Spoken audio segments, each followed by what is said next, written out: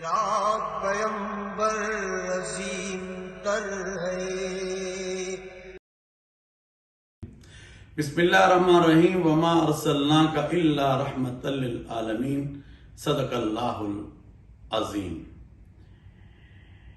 آج وزارت مذہبی امور و بین المذاہب ہم آہنگی کے زیر اہتمام جو قومی سیرت کانفرنس ربیع الاول کی مناسبت سے ہونے جا رہی ہے، اس کا جو موضوع ہے وہ بہت ہی عظیم اور زبردست رکھا گیا ہے کہ ملکی معیشت، استحکام اور حکمت عملی رسول اکرم نبی محتشم صلی اللہ علیہ وسلم کی سیرت کی روشنی میں۔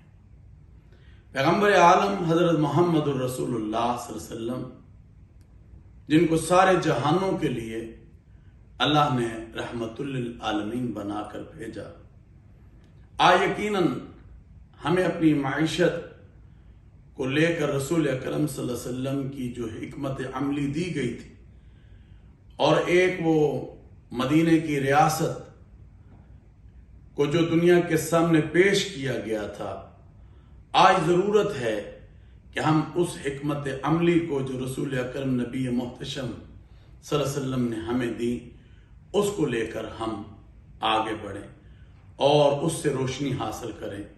تو یقیناً جو آج کے مسائل، آج کے چیلنجز ہمارے ملک کو درپیش ہیں، اس سے ہمیں نجات مل سکتی ہے۔